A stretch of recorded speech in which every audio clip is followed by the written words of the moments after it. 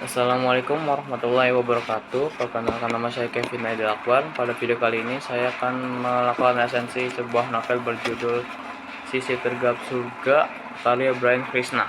Novel ini berjudul Sisi Tergap Surga karya Brian Krishna dan diterbitkan oleh Gramedia Pustaka Utama pada tahun 2023. Novel ini memiliki halaman sebanyak 34 halaman dengan genre fiksi realistis, drama, dan slice of life.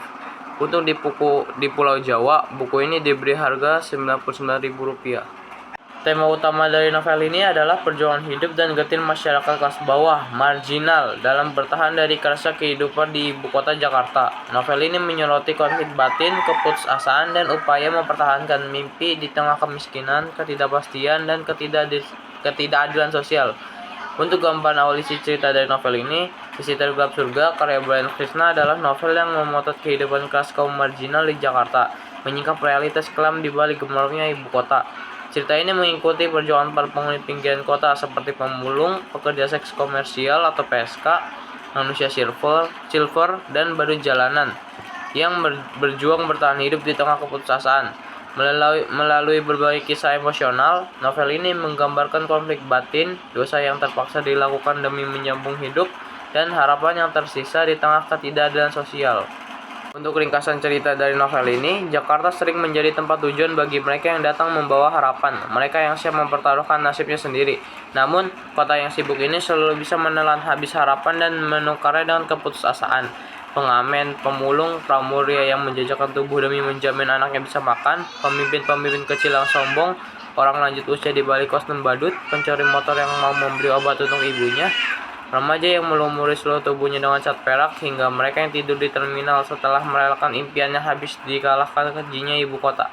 Di Jakarta, semua orang dipaksa bertarung dan bertempur demi bisa bertahan hidup dari hari ke hari.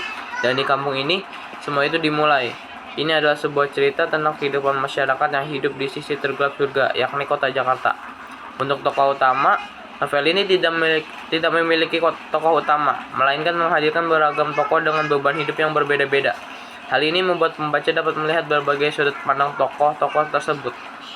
Berikut tokoh yang ada di dalam cerita novel tersebut ada Rini, Yuyun, Resti, Syamsuar Hasim, Kuncahyo, Danang, Tommy, Dewi, Gofar, ibunya Gofar, Sobirin, Nunung, Pak RT, Bu RT, Tikno, Pak Badut, Ratih, Erlin, Ina, Tante Batak, Esi, Jawa, Karyo, Pulung, Alia, Mayang, Pak Lurah atau Subari, istrinya Pak Lurah atau ibunya Brian, dan Brian.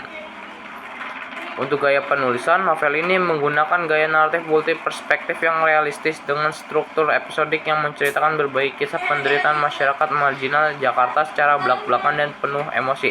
Untuk awal cerita, novel ini menggunakan alur maju dan mundur atau campuran. Untuk sudut pandang, novel ini menggunakan sudut pandang orang ketiga serba tahu yang memberikan keleluasaan untuk mengeksplorasi pikiran dan perasaan berbagai tokoh secara mendalam tanpa batasan perspektif tunggal. Untuk amanat dari novel ini, pentingnya menumbuhkan empati dan tidak cepat menghakimi orang lain berdasarkan apa yang terlihat, karena setiap orang memiliki perjuangan beratnya masing-masing. Novel ini mengajak pembaca untuk lebih bersyukur atas kehidupan yang dimiliki dan menghargai usaha orang-orang di pinggiran kota untuk bertahan hidup di tengah kerasnya realita. Untuk kelebihan dari novel ini, yang pertama ada tema yang kuat dan berani. Novel ini mengangkat realitas keras kehidupan masyarakat marginal di Jakarta dengan jujur dan tanpa basa-basi, memberikan perspektif tentang sisi gelap ibu kota yang jarang diangkat. Yang kedua, struktur multi POV yang terjalin baik. Meski memiliki banyak tokoh dengan latar belakang berbeda, cerita-cerita mereka saling berkesinambungan dan terhubung dalam satu kampung yang sama. Yang ketiga, memberikan perspektif empati. Novel ini mengajak pembaca untuk tidak mudah menghakimi orang lain yang berjuang dengan cara sendiri, serta menyadarkan tentang privilege yang mungkin tidak disadari. Untuk kekurangan dari novel ini ada narasi yang berulang dan repetitif, dan bahasa yang kasar dan vulgar.